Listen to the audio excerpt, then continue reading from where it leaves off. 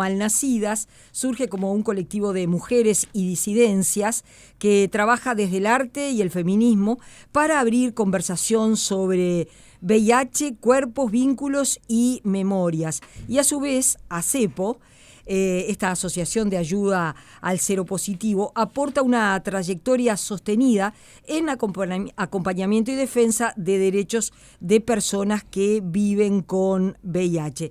Bienvenida, María José, un gusto recibirte esta tarde. Muchas gracias por recibirme, es un gusto para mí estar compartiendo estos temas que por lo general suelen ser bastante silenciados, o por lo menos un tema del que no solemos sentarnos a hablar. Cuando llegabas a Sarandí, yo te comentaba que últimamente he leído varios artículos internacionales señalando que los contagios por VIH empezaron a crecer en el mundo. Hubo como mucho tiempo que no se hablaba y empezó a crecer, y te estoy hablando lo leí respecto a América Latina, respecto a países europeos. ¿Qué es lo que está pasando en el Uruguay con los contagios de VIH? ¿En qué estamos? Bien. En primer lugar, el VIH es una infección de transmisión sexual, o sea que no se contagia, sino que se transmite, que es una sutileza, pero bueno, se contagia aquel virus que puede, por ejemplo, ahora estamos acá reunidos, que puedan circular por el espacio, o sea, que vivan en el aire. El VIH se muere en contacto con el aire, entonces la única manera es la transmisión sexual, sanguínea y materno-infantil. Muy interesante esto que traes de los aumentos del VIH, si bien en este país todavía los datos epidemiológicos no lo reflejan, venimos sosteniendo más o menos un promedio entre 800 y 900 casos por año. Sí, notamos en el país un aumento de casos de sífilis, y en el resto del mundo también aumento de sífilis y de VIH. Entonces es un momento para decir, bueno, ¿por qué es que en este momento se da ese aumento? Son varios los aspectos como para tener en cuenta. Primero, por un lado, el silencio que ha ocupado el tema del VIH en los últimos años, luego de haber sido presentado además con una personalidad bastante degradada, ¿no? Que además luego se transmite o se le adjudica a aquellas personas que tienen un diagnóstico positivo. Entonces tenemos así como una historia de que cuando irrumpe como la enfermedad mortal, como patrimonio de algunas personas, y acá es importante ya ir analizando de qué personas, ¿no? Pues se construye como una afección de las personas gay, de las personas afro, de las personas africanas en relación al comportamiento de consumo y faena de monos. También se le atribuye a los heroinómanos, o sea que también una población que de alguna manera también lleva su estigma en relación a lo que tiene que ver con el consumo de sustancias psicoactivas. En ese momento también se trae como a los hemofílicos, como esta cosa de la sangre, con todas las representaciones que tiene la sangre. Entonces, de alguna manera ahí aparece un discurso sobre las sexualidades, y estos discursos se hacen carne, se incorporan a través de la vida de la gente, que viene a advertir nuevamente dónde está la peligrosidad.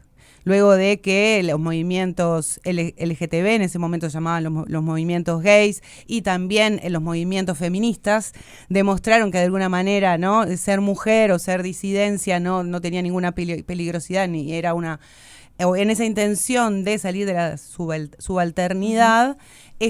Los mensajes y los sentidos que se carga el VIH y el SIDA vienen como a remandatar un poco los modelos hegemónicos de sexualidad que instauran la norma y por lo tanto lo anormal y el castigo para esas poblaciones. Entonces, por un lado tenemos un silencio, o sea, un discurso que viene a remandatar la sexualidad, un silencio en relación a estos temas, y por otro lado tenemos en relación a lo que tiene que ver con los movimientos o las propuestas sociopolíticas en relación al sistema político patriarcal y los movimientos que han instaurado, qué respuestas han generado en relación a las comunidades y en relación a las gobernanzas de las mismas.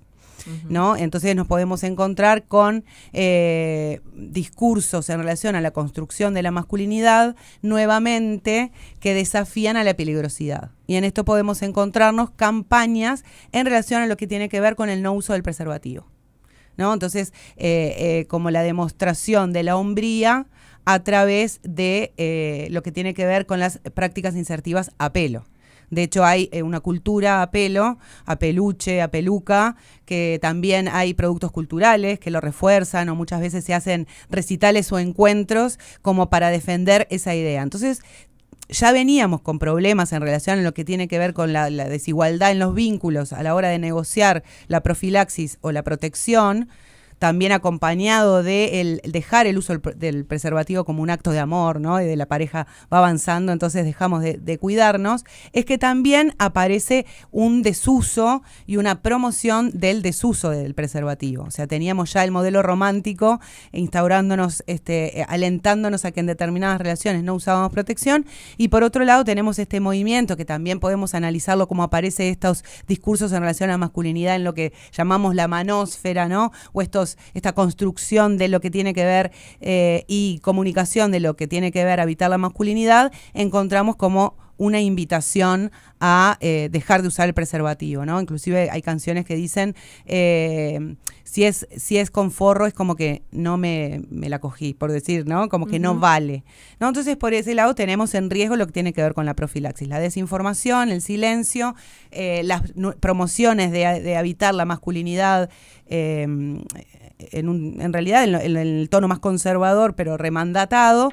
Y por otro lado también tenemos que ha aparecido lo que es la profilaxis preexposición, que eso tiene que ver con consumir o con tomar antirretrovirales para, a la hora de tener un encuentro erótico afectivo, no utilizar preservativo.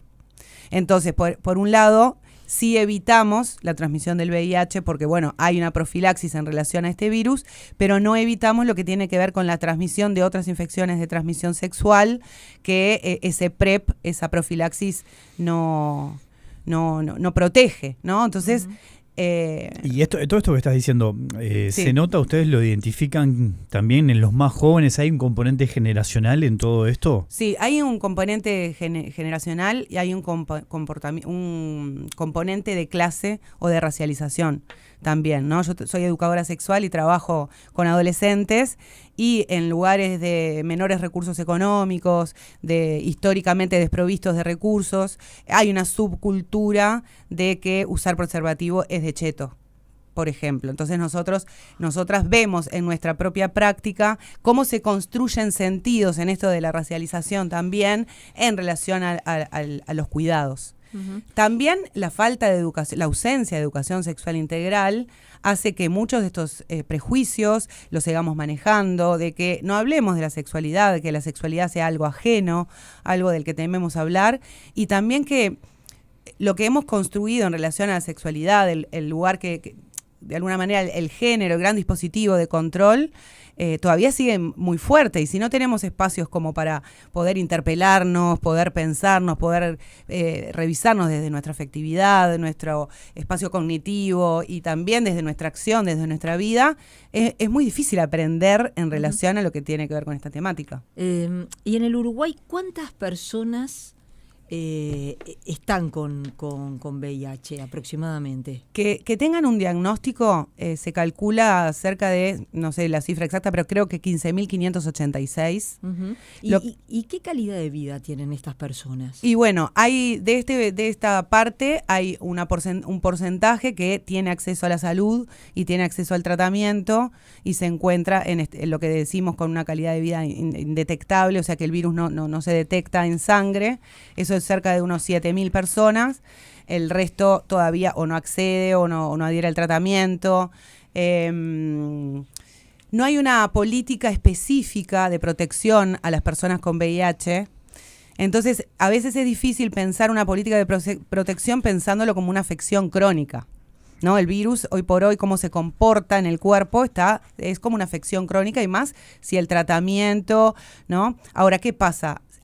Se construyó otra enfermedad, una verdadera enfermedad que sí afecta la vida de las personas con diagnóstico positivo y también a toda la comunidad en esto de por qué aumentan los casos, que tiene que ver con lo que se ha construido sobre este virus, ¿no? Los estigmas, los mitos, la historia de que hay una prehistoria sexual de esa persona que tiene que ver con la promiscuidad, cuál es el concepto de promiscuidad que manejamos, cómo también en la construcción de los sentidos aparece nuevamente la misoginia y la homofobia, porque pocas veces se ha vinculado la afección con la sexualidad de las mujeres. Sin embargo, un 53% de los diagnósticos mundiales corresponden a mujeres y niñas. Entonces, ahí es donde decimos, bueno, pero también de alguna manera invisibiliza nuestra propia sexualidad y la posibilidad de adquirir un virus y por lo tanto la posibilidad de cuidarnos. Uh-huh. Entonces, dentro de lo que hemos investigado desde la sociedad civil organizada y también de lo que tiene que ver en mi práctica en la educación sexual, todavía tenemos instaurado la idea de la peligrosidad o de la mancha o del estigma de lo que tiene que ver con esta afección, y cuando lo pensamos en clave interseccional, en lo que tiene que ver con el acceso a la salud, el acceso a los tratamientos, el acceso a también tratamientos en relación a la salud mental, porque es una de las cosas que más se ve afectada en las personas con diagnóstico con VIH, tiene que ver con la salud mental, con ideas de autoestima deteriorada, con depresión, con trastornos de ansiedad. Y eso le pasa a las personas. Y eso le pasa, porque de alguna manera empieza esta cuestión de la disociación de a qué personas les puedo contar, a qué personas no les puedo contar. Claro, imagínate contar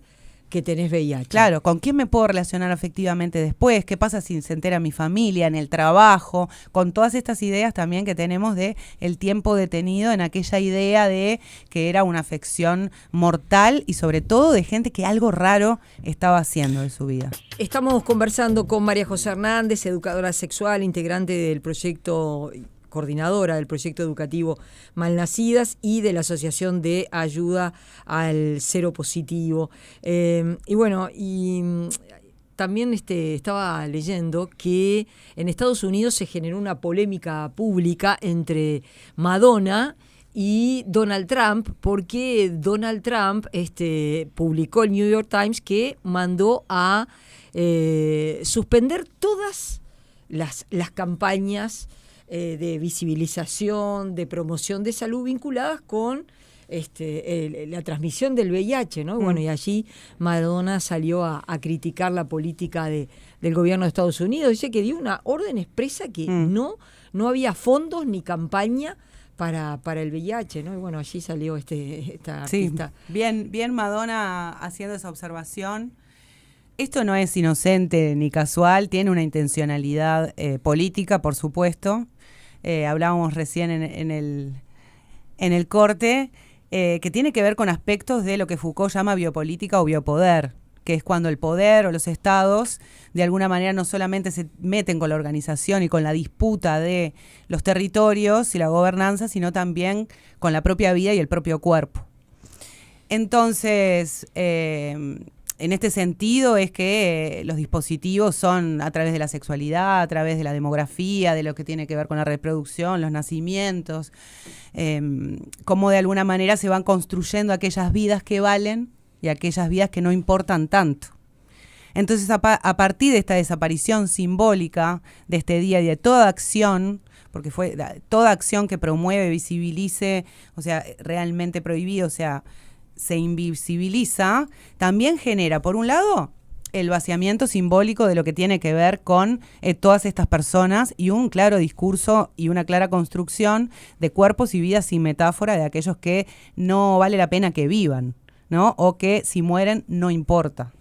También trae consigo lo que tiene que ver con la destinación de fondos para la investigación, para los tratamientos, todo lo que tiene que ver con montar políticas de acceso o no acceso a la salud, porque con este vaciamiento, ¿no?, que también supone el dejar de financiar acciones que tienen que ver con dar respuesta al VIH. Que eso lo vemos, lo sentimos acá en Latinoamérica de una manera hace tiempo, porque de alguna manera las organizaciones que tienen base en Estados Unidos dejan de tener plata para destinarla a la investigación, a la educación y a las acciones en aquellos países que más pobres en relación a esta temática, ¿no? Entonces, una vez más, en clave interseccional, qué personas y qué vidas son las que acá quedan sin atención, no valen, o sea que si mueren no importa. La población LGBT, las mujeres, las personas migrantes, niñes también. Entonces, a mí me preocupa porque también vemos que hay como una reproductora en Argentina, la tenemos cerca en relación a lo que tiene que ver con las políticas de salud, las políticas públicas que está teniendo y llevando adelante Milei en relación al tratamiento del VIH, donde no hay reactivos para los test, donde algunos medicamentos no se encuentran, donde se ha modificado la respuesta y la atención en salud al VIH y a las ITS. Entonces responde a un plan que nuevamente viene a reconfigurar los cuerpos y a disciplinar y a decir cuáles merecen vivir y cuáles no. Entonces es grave porque va a afectar en esta clave de género y racialización a las personas más pobres, a las situaciones que se encuentran. Ya sabemos cuál es la política también de Trump en relación a las personas migrantes, ¿no? Entonces todo viene... Y lo que decíamos hoy de la vuelta nuevamente de una construcción de masculinidad más hegemónica, de volver a instalar el sistema patriarcal de una forma más conservadora, también tiene que ver con estas gobernanzas de derecha que tienen la potestad de poder invisibilizar y hacer desaparecer determinadas poblaciones. Uh-huh. Vos sos educadora sexual, obviamente, ¿no? Y volvemos a hablar de la educación y pongo sobre la mesa el tema de los jóvenes. ¿Cómo es la respuesta hoy de nuestros jóvenes cuando se le habla, por ejemplo, de sexualidad, de educación sexual, de esta cosa que estamos conversando, por ejemplo? ¿Cómo lo estás viendo eso? Y hay mucha avidez. Siempre es un tema de la sexualidad que por lo general llama la atención y hay avidez, interés, te diría, en todas las edades. Te lo planteo también porque en su momento, vos lo sabés y los oyentes también, hasta incluso había debates sobre si había que educar en materia de sexual, ¿no? Claro. En sexualidad, por ejemplo, y ahí encontrabas distintas posturas, ¿no? Sí. En ese sentido, es imposible no educar en sexualidad. Porque todo el tiempo estamos respondiendo, estamos haciendo una performance en relación al género, estamos no contestando, poniendo una cara, permitiendo, no permitiendo. O sea que no educar en sexualidad es imposible. Aún en las instituciones, cada institución tiene su currículum oculto en relación a esto.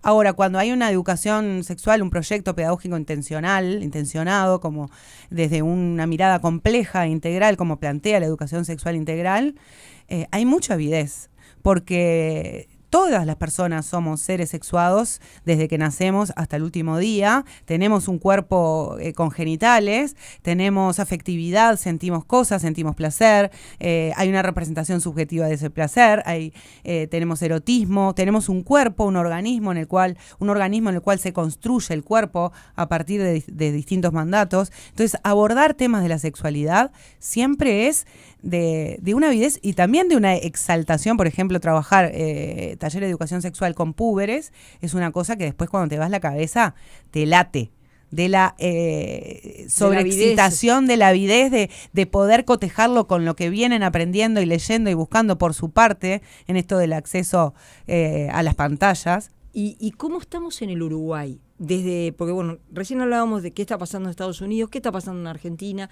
qué está pasando en Uruguay con la atención de las personas con VIH, qué está pasando con las campañas, qué está pasando con la educación sexual, ¿qué está pasando? ¿Qué está pasando?